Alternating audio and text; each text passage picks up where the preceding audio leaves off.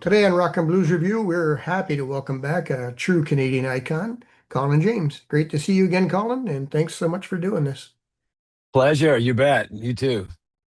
I really am happy to have you back because you got so many things to talk about, to congratulate you for, and to share with the listeners. First, I got to say happy birthday.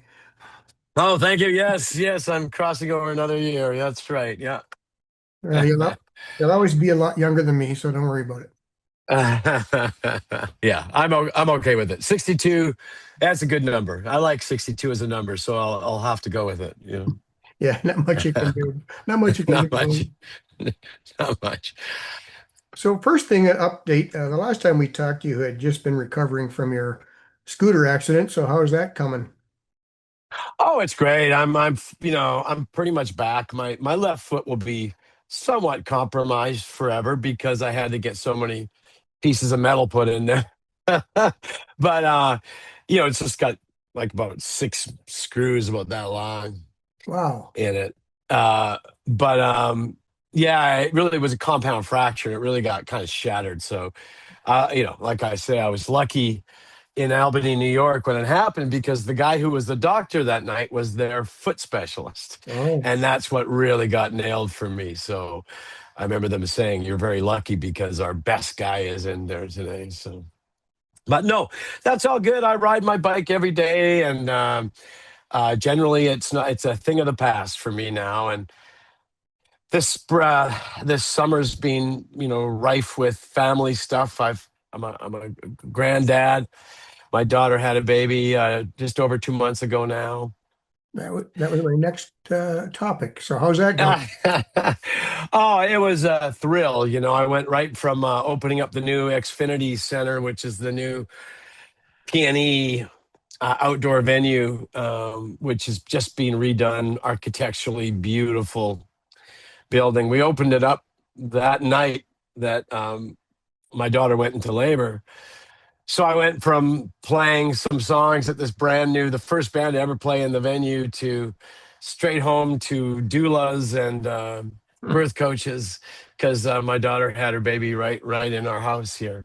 Oh, So yeah, so it was talk about two different worlds, and oh, it's been just fantastic. At 2 months, the baby's starting to really focus and smile and laugh, and then my son got married just 2 weeks ago.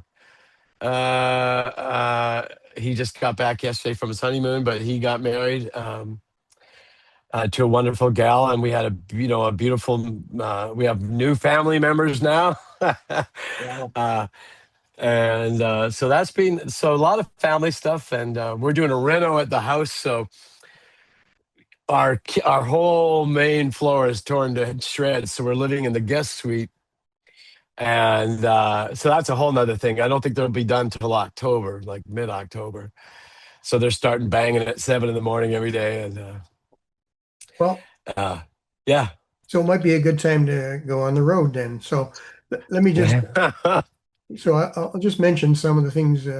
So on September 11th, you've got the full band in Carefest in Westwood Park, Oakville, Ontario. Then, That's right.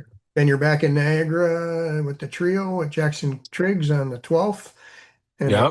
and I think we mentioned last time it was your 16th visit coming up there. And they told me how many times I played there, and I honestly thought they were joking. I mean, the place is beautiful, and it's always a joy to play because first of all, they treat you great. The food's excellent. You're at a winery, so you're going to have a good charcuterie board. But I had no idea. I think I'm one of the players who have played there the most over the years. And at 16, I went, "Are you kidding?" That's what happens. Over, Well, yeah. at this point, you got to suspect that they like you. I guess that would hopefully be it. Yeah. I think 5440 is another band who have played there a lot, if I'm not mistaken. I think they've Really? done Yeah. as many as I have, or something like that. But it's a lot. And yeah, so we got that going on, and then as you know, The book the tour. book. Yeah, So the 21st, you're in Uxbridge, 22nd at the Almacambo, 23rd in Lisker Lisker Street in Ottawa. that's And right. Yeah, we want to get into the book, but then you're heading out west, and then you've got a Portugal cruise in November. Well, not just Portugal. We're playing all over Germany, Denmark. I think 6 or 7 shows in Denmark, 6 or 7 to 8 shows in Germany, in towns I've never been to before, like places I've never even heard of. Really? Uh, so that'll be interesting because it's not Cologne, it's not Bonn, it's not Munich. It's like places I've never heard of. And then we're doing 2 shows in Spain. We're doing Valencia, Madrid, and one other, Santander, Spain, and then to Portugal for a whole week on the river cruise. So that's going to take me until into November. Well, yeah, well into November. So this year's kind of planned out, and then there's a chance I'm hitting the studio in the fall in Nashville. So um, late fall, right before Christmas. So lots going on. So we need to come back to that. But I just want to mention the trio because that's who's going to be with you in St. Catharines or Niagara Lake, sorry. And Yeah. this time you've got Kenny Neal and Chris Cadell. Now, Chris has been there forever, but Kenny's new. So how did that come about? Well, Kenny's a good old friend of Chris Cadell. They've known each other forever and ever. My relationship with Kenny Neal is actually through his dad, but not because I knew his dad. I know his dad now because Kenny Senior um, has been on a lot of the blues cruises. He got inducted to the Blues Hall of Fame last year, which is a big deal. And but I remember hearing about Kenny when I was 19 years old, living in Montreal. There was a bunch of blues players who said, "Oh, you don't know Kenny Neal, man? He comes here all the time. He's fantastic." Da da da. And I was just Kenny Neal, Kenny Neal, Kenny Neal.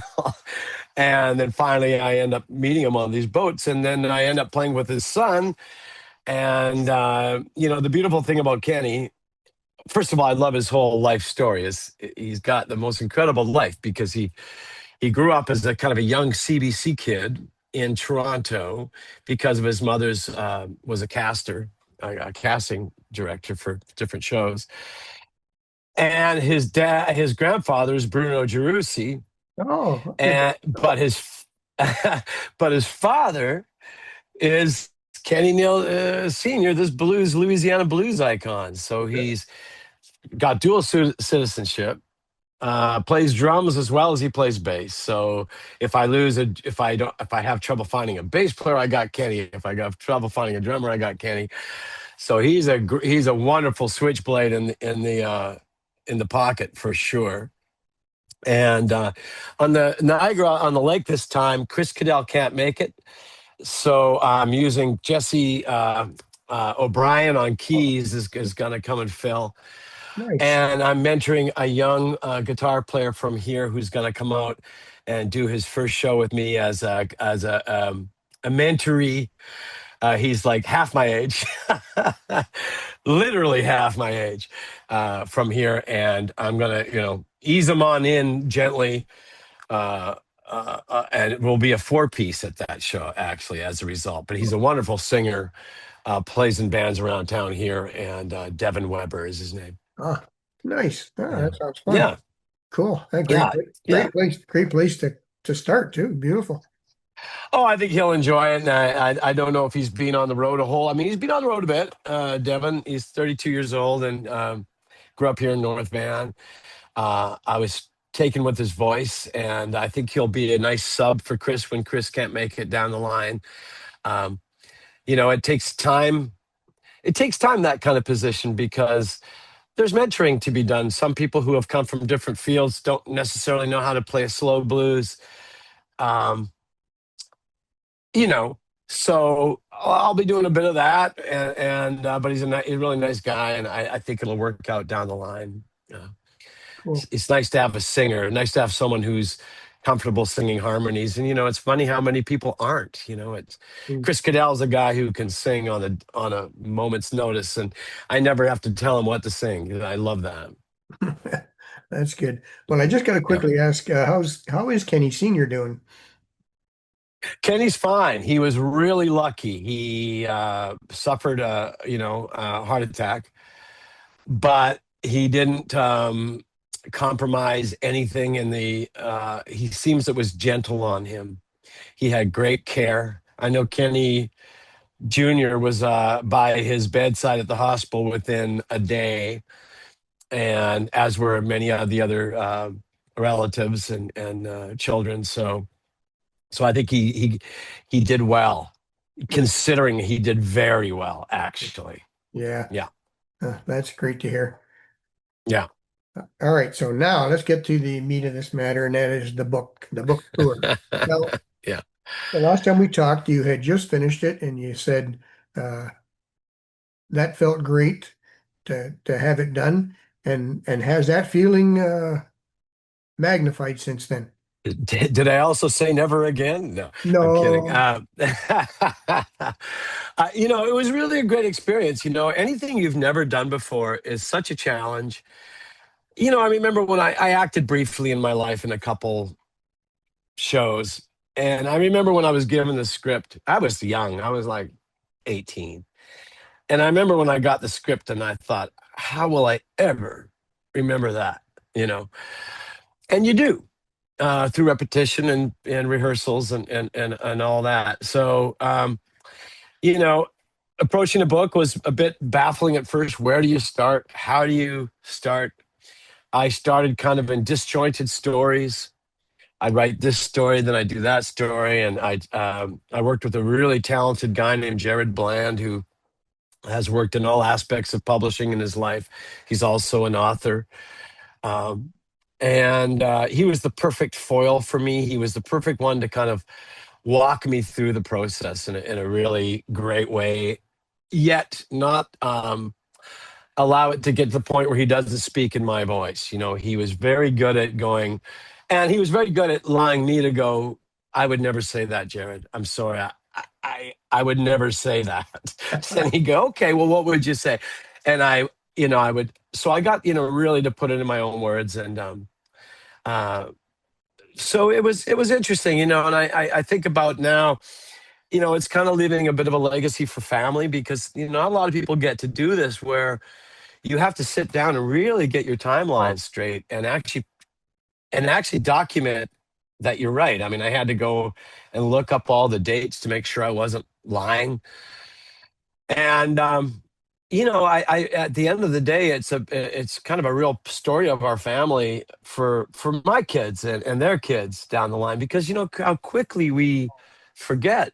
It's sometimes a generation goes like, well, what did grandpa, where was he from? And we don't even know already. It's right. kind of shocking, so I'm happy about that.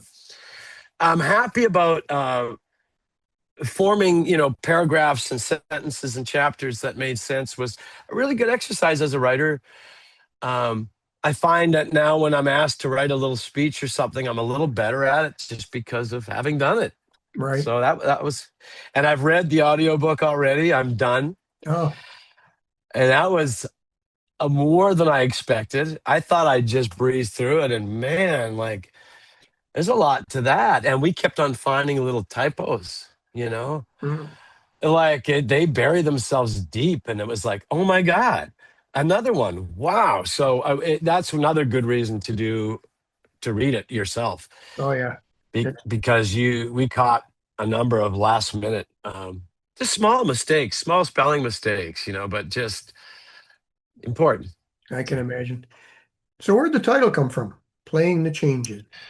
Well, it's always a thing, mostly, I suppose, mostly in the jazz world. But often somebody will say, well, do you know this song? Well, just follow along the changes. It should be easy. So playing the changes as a music in a musician's vernacular is, moving through the chords and doing the best you can. Sometimes if you don't know exactly where it is, you have to kind of move your way. And it was kind of a parable to life, moving through life as it comes. So that was the idea there. Nice. Well, the last time we talked, you mentioned that National Steel was one of your favorite albums because you felt that it was you being true to yourself and the love of the blues. And so I would think that now this book would provide you a more complex avenue to express your true nature as well. Yeah, yeah. It gives like just like when you're growing up, and especially when you're, when you have pop hits as a young man, um, I really felt, I think we talked about this before. I felt this need to, kind of double down with the little big band and with National Steel to go, no, no, no. I always loved this music. I wasn't just hanging on the back of the blues to get a pop hit. That wasn't the idea. So yeah, I suppose you're right. It gives you a true chance to explain who you are and who your family was, and it also paints a picture of a Regina, Saskatchewan, where I was brought up, that doesn't exist anymore. Right.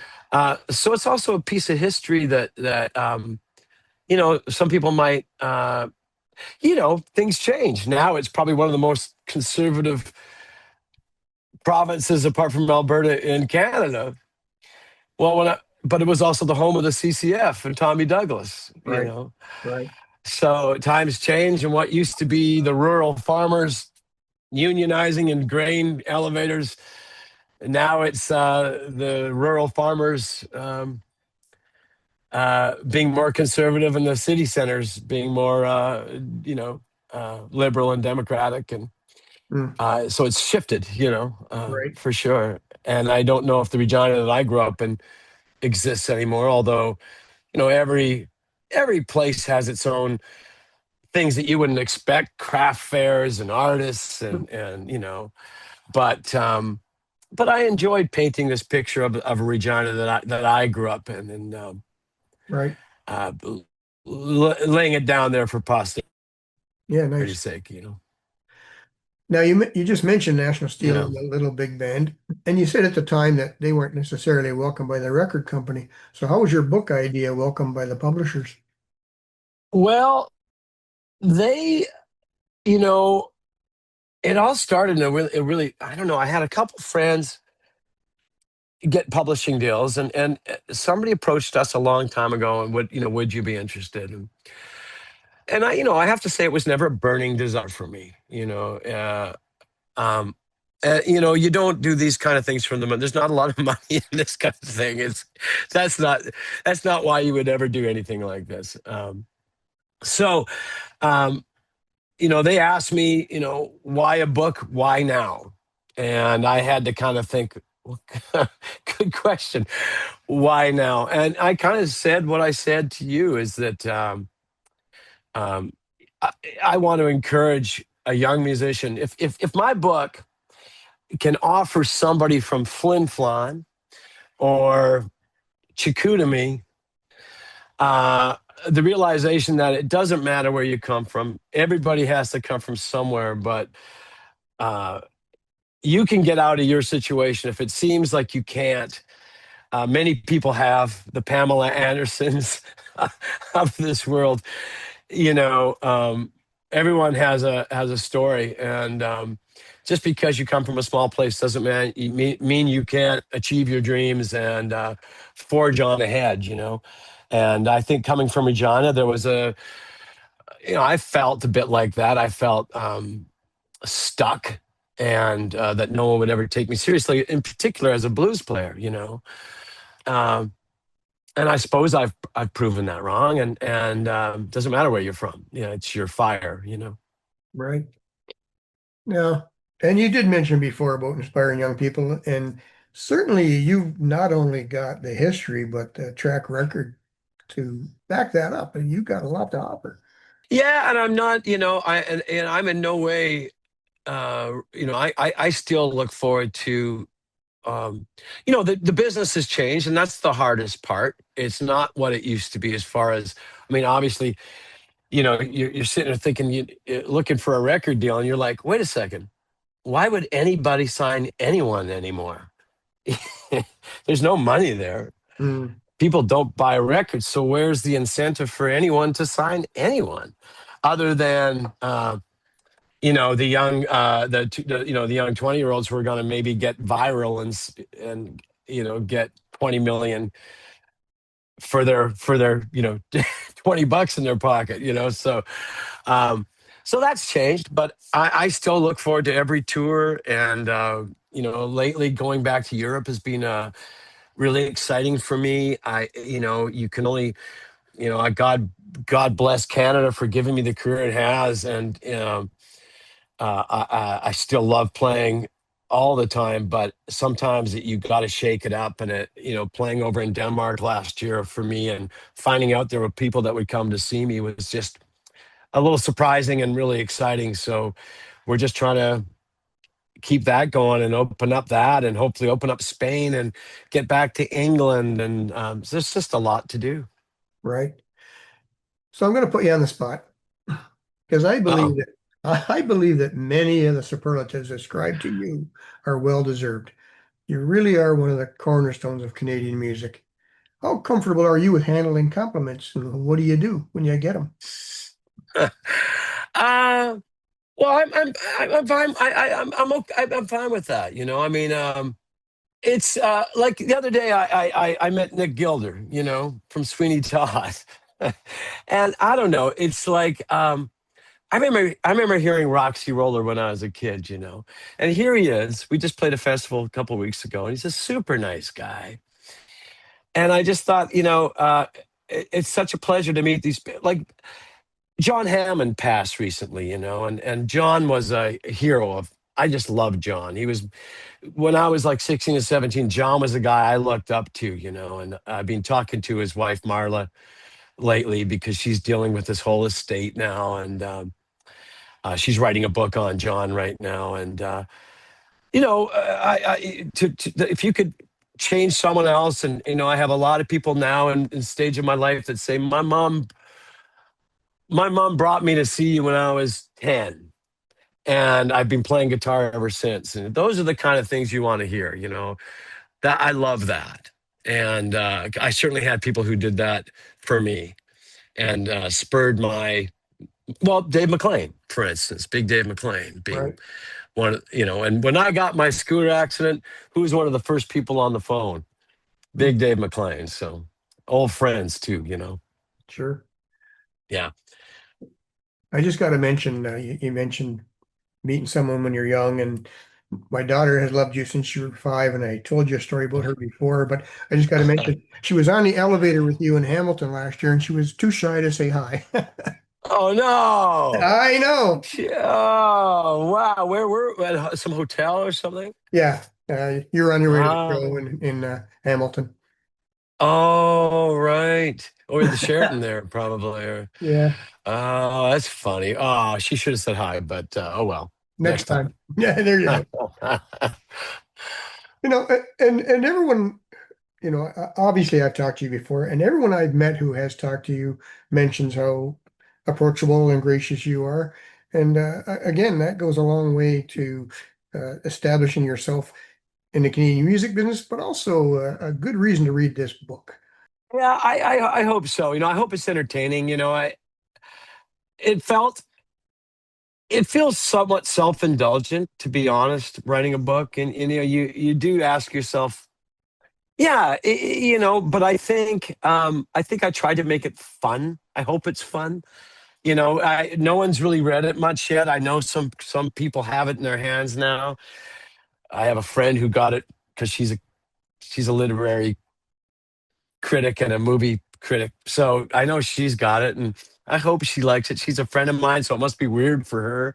Mm, I, I, and it's a bit weird for me. And I'm a, and it's emotional. I talk about my mom and dad. Well, they're both gone, and my grandma and grandpa, they're both gone, and um, so it's all that as well. And doing these book tours where I'm going to be talking about it and reading from it will be like nothing I've ever done.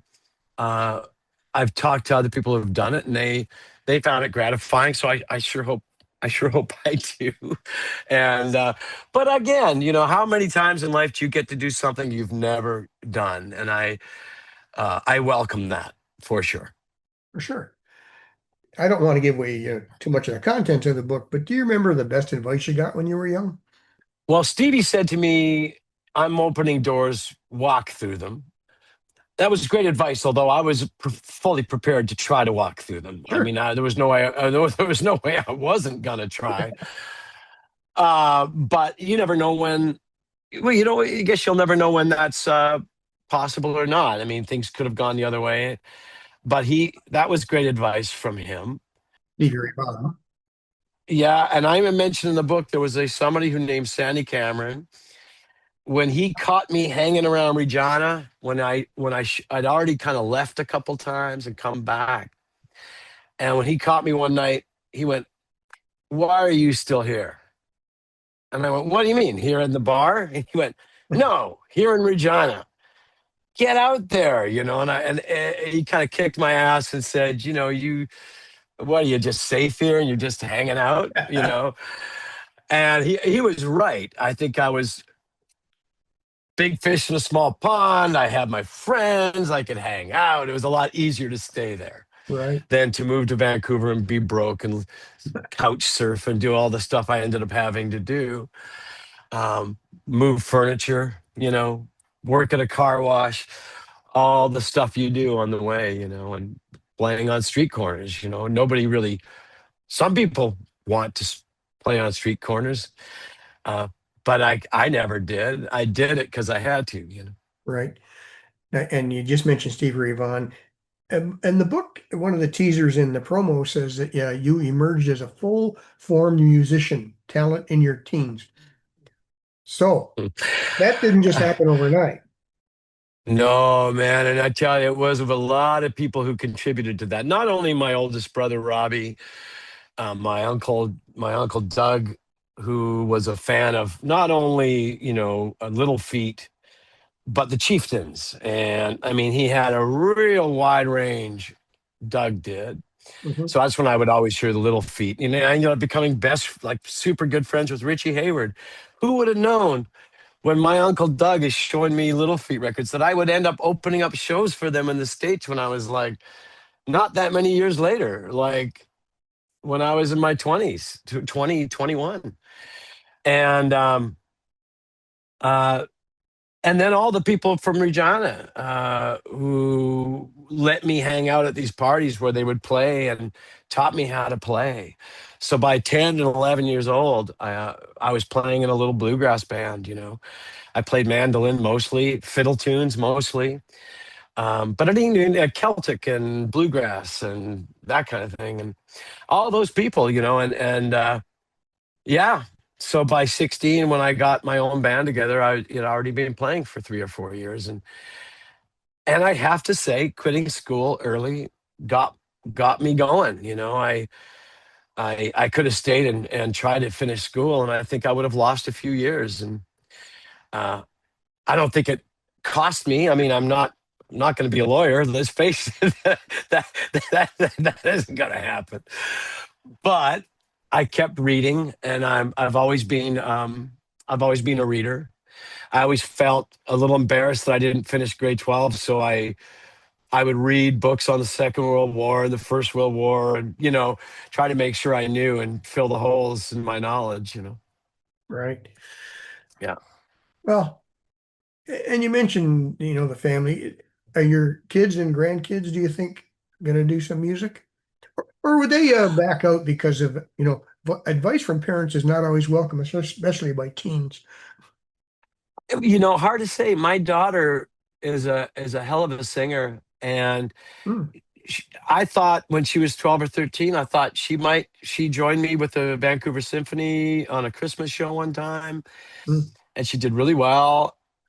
She's not sung in public since, not once, Hmm. and she never will. Huh. And when I hear her sing to herself, I'm like, oh my God, she's got all the moves and all the licks, and it's just never gonna happen.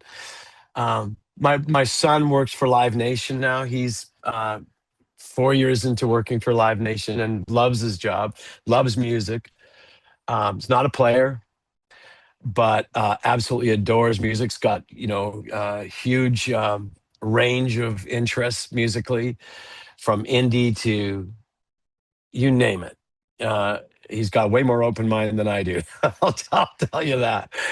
And uh, the grandkids maybe. I guess you know pretty quick. I mean, my mom always said that she knew with me by two, because when the parade would go by, I'd actually clap in time, and she always claims she knew, but Hmm. who knows what's in there. And it's so fun watching this little boy right now grow up, and if he sings, great. I've never been, even to the point when my daughter took piano lessons growing up, I felt that we pushed it too hard. I still feel that way. I think there's a fine line between entertaining your child's interest and overdoing it. And I think when it becomes a chore, it's not worth it, because you might turn them off to the point that that'll be the end of it. Right. I know that I felt it when my parents asked me to go take guitar lessons at grade 10. I'm not grade 10. When I was 10, I remember thinking, I don't want to do that. And I didn't. And I did it. And my guitar player looked at me one day and said, "You hate this, don't you?" And I went, kinda. And he said, "What if I just teach you popular songs then? We just stop with the theory. I'll just teach you how to play China Grove. How about that?" Right. And I went, perfect. So, and I didn't last long, but I think with my daughter, we took the lessons, and it was a kind of a severe woman on the piano, and I regret it now. Well, again, you mentioned your legacy, and there's no doubt that you've got a permanent place in Canadian history and culture. And do you allow yourself time to think about that? No, God, there's so many things to do, and so not really. I mean, those things are nice. I was welcomed to the Order of BC a couple of years ago, and it was beautiful because I adopted this province since I was 18, and I love it here. I always loved it here, and it meant a lot. And the fact that my mom was alive to see that, she came to the ceremony when they gave me my little pin, and so those things are nice, almost for your parents. I Right. almost enjoyed it more for my mom. Um, but it's recognition's nice, and that's all well and good. But I'd rather write a great song. Right. But I think you just touched on something there. I think your family gets to enjoy it more than you do, that kind of thing, for sure. I think so. Yeah, yeah, yeah, yeah. I think so. So this is your early life, and you kind of joked about a volume two, but will there be a volume two? Hard to say. I mean, I guess if they're willing, I would look at it. Um, the one thing I never, I never got to talk about playing with Carlos Santana. I never got to talk about playing with Albert Collins. I never really talk about playing with Steve Ray Vaughan in this book because, well, I do. It's the only one I do talk about because it all had to kind of wrap up by the year 1990. So anything I talk about in the book, well, no, actually, it wraps up before the release, or the last thing talked about is the release of my record. So anything that happened after that, which is most of the times I play with Stevie, are not mentioned in the book.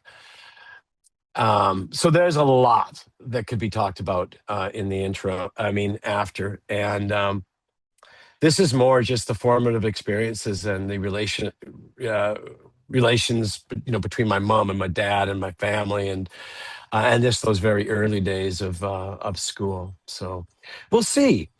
Um, we'll see. Yeah.